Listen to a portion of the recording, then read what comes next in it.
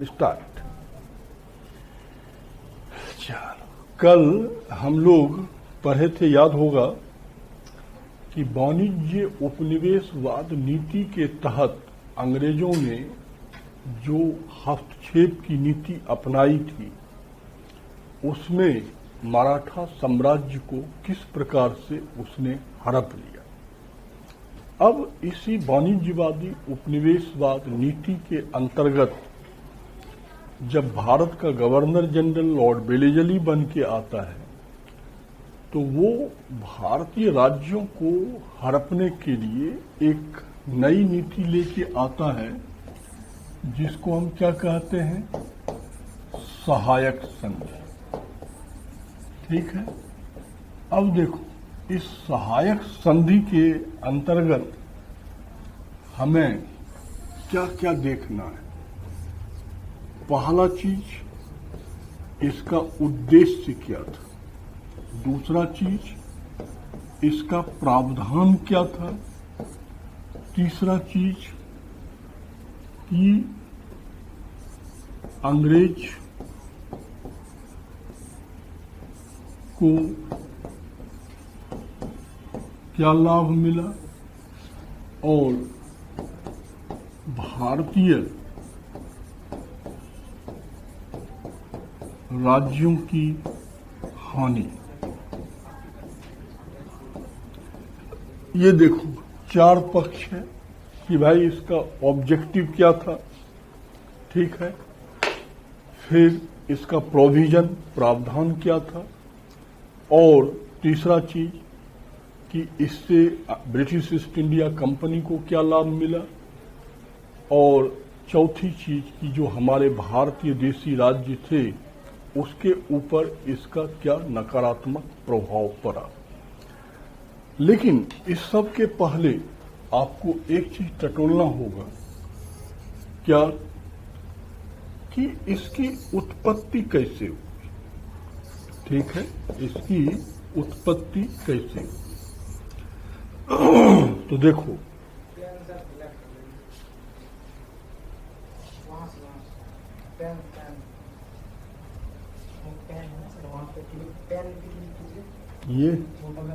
ये वाली, अच्छा,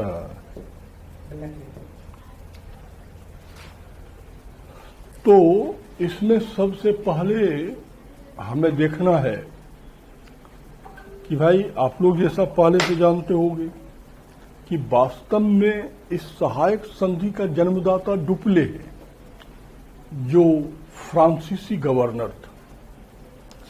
लेकिन फ्रांसीसी और डुप्ले दोनों के भाग्य का सर्वनाश हो गया भारत में और उस पर अंग्रेजी राज्य का उदय हुआ। और यदि हम 1765 जो पढ़ भी चुके हो, इलाहाबाद की संधि, वो भी एक प्रकार से सहायक संधि है। उसमें भी सहायक संधि की झलक दिखती है। लेकिन अकॉर्डिंग टू रूल सहायक संधि को चलाने वाला लॉर्ड वेलेजली है, जो 1798 से 1805 तक भारत का गवर्नर जनरल रहा था। वास्तव में इसका ऑब्जेक्टिव क्या है। इसका ऑब्जेक्टिव है कि भारत में जो फ्रांसीसी प्रभाव है उस फ्रांसीसी प्रभाव को क्या करना, कम करना। क्योंकि फ्रांसीसी east India company British east India company का प्रतिद्वंदी है, इसलिए ब्रिटिश ईस्ट इंडिया कंपनी फ्रांसीसी कंपनी के प्रभाव को कम करना चाहता है।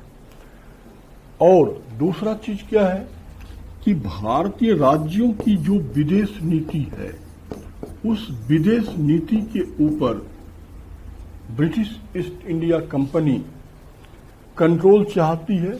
और तीसरा चीज वो क्या चाहती है कि भारतीय राजाओं के धन से ही एक विशाल सेना का निर्माण हो जाए। ये इसका ऑब्जेक्टिव है कि भाई फ्रांसीसी ईस्ट इंडिया कंपनी के प्रभाव को भारत में कम किया जाए और ब्रिटिश ईस्ट इंडिया कंपनी के प्रभाव को बढ़ाया जाए। क्योंकि जितना ब्रिटिश ईस्ट इंडिया कंपनी का प्रभाव भारत में बढ़ेगा उतना ब्रिटिश निवेश होगा, तो उतना भुगतान संतुलन एक रेखीय होगा। भारतीय राज्यों के यदि विदेश नीति पर नियंत्रण कर लिया जाता है तो फ्रांसीसी अपने आप बाहर हो जाएगा और भारतीय धन से ही एक विशाल सेना का निर्माण कर लिया जाए और भारतीयों के खिलाफ ही उसका प्रयोग किया जाए। ये इसका ऑब्जेक्टिव था। अब इसमें प्रावधान क्या है कि भाई सबसे पहले भारतीय शासक को एक रेजिमेंट की स्थापना करनी होगी। रेजिमेंट मतलब एक सेना बनाना होगा। जो भी भारतीय शासक सहायक संधि को स्वीकार करेगा उसे अपने यहां एक रेजिमेंट बनाना होगा। और दूसरा चीज कि यदि राज्य बड़ा है तो वो अंग्रेजों को इसमें से कुछ भूभाग देगा और यदि राज्य छोटा है तो वो उसे नगद राशि देगा।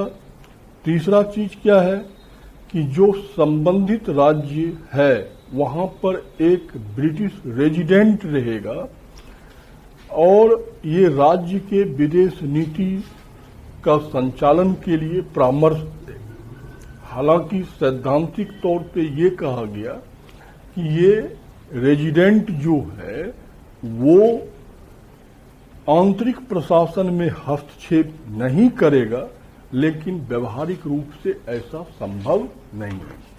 तो प्रावधान क्या है कि भाई जो भी देशी शासक सहायक संधि को स्वीकार करेगा वो एक ब्रिटिश रेजिमेंट बनाएगा। उस ब्रिटिश रेजिमेंट के रख रखाव के लिए क्या होगा, आपको या राज्य बड़ा है तो एक भूभाग देना होगा, यदि राज्य छोटा है तो नगद राशि देना होगा। तीसरा चीज, आपके यहां एक ब्रिटिश रेजिडेंट मतलब परामर्शदाता स्थापित किया जाएगा जो आपके विदेश नीति के संचालन में परामर्श देगा। हालांकि चौथा चीज, सैद्धांतिक तौर पे ये कहा जाता है कि ब्रिटिश रेजिडेंट आपके आंतरिक प्रशासन में किसी भी प्रकार का हस्तक्षेप नहीं करेगा, लेकिन आगे चल के आप देखोगे कि वो व्यवहारिक रूप में क्या करता है, आंतरिक प्रशासन में भी हस्तक्षेप करेगा। अब इससे ब्रिटिश कंपनी को क्या लाभ हुआ, तो भाई लाभ ही लाभ है। सबसे पहले कि भारतीय धन से ही एक बड़ी और विशाल सेना खड़ी हो गई। बड़ी सेना मिल गई किसको, ब्रिटिश कंपनी को। दूसरा चीज क्या हुआ, विदेश नीति नियंत्रण में आ गई। विदेश नीति नियंत्रण में आ गई। तीसरा चीज क्या हुआ कि भाई भारत में अंग्रेजों का साम्राज्य विस्तार हुआ। देखो, तीन चीज हुआ कि अंग्रेजों को पैसा भी नहीं लगा, पैसा भारतीयों का लगा और कंपनी को एक विशाल सेना मिल गई। हमारे देशी राज्यों के शासकों की विदेश नीति जो है वो कंपनी के पास चली गई, अर्थात हमारे जो शासक हैं अब उनको विदेश नीति में दिलचस्पी नहीं रही। और सबसे बड़ा चीज कि अंग्रेजी साम्राज्य का विस्तार हो गया। और इस पद्धति से भारतीय राजाओं को जो हानि हुई वो सबसे बड़ा हानि हुआ कि विदेश नीति की स्वतंत्रता समाप्त हो गई। ये पहला क्षति हुआ। दूसरा क्या हुआ, संप्रभुता समाप्त हो गया। संप्रभुता समाप्त। और तीसरा चीज क्या हुआ, चूंकि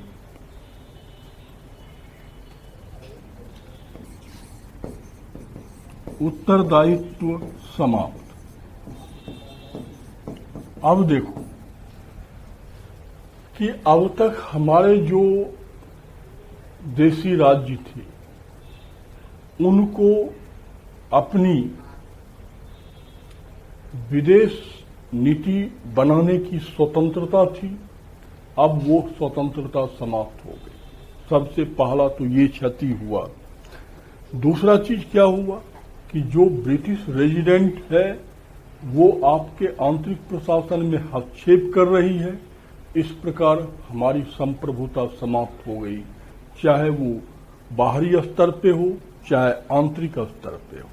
और तीसरा चीज, चूंकि भारतीय राजाओं जिन्होंने सहायक संधि स्वीकार किया उनके सुरक्षा का उत्तरदायित्व अब कंपनी का हो गया, तो भारतीय शासक भी क्या हो गए, अपने जनता के प्रति उत्तरदायी नहीं रह गए कि भाई हमारी सुरक्षा अब कंपनी के हाथों है, विद्रोह होगा वो दबाएगा।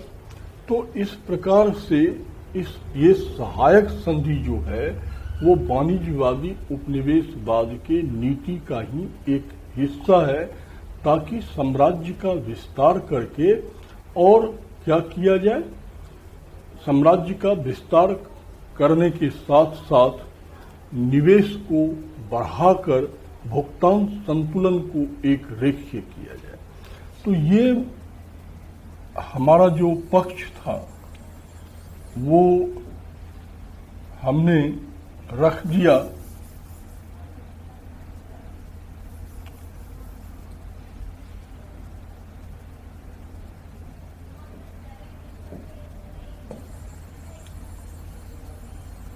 जिसके अंतर्गत आपने देखा कि किस प्रकार से प्लासी के युद्ध से लेकर बक्सर के युद्ध होते हुए, आंग्ल मैसूर युद्ध होते हुए और फिर आंग्ल मराठा युद्ध और सहायक संधि के द्वारा अंग्रेजों ने भारत में साम्राज्य का विस्तार किया। अब हमारे सामने में दूसरा चीज आती है कि ये जो वाणिज्यवादी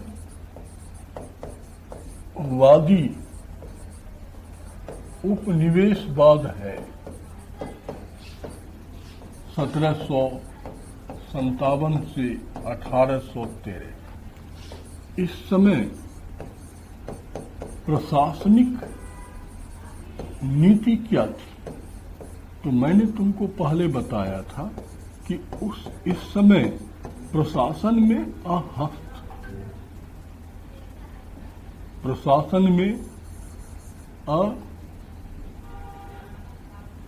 हस्तक्षेप की नीति थी, अर्थात प्रशासन में किसी प्रकार का परिवर्तन नहीं था। देखो,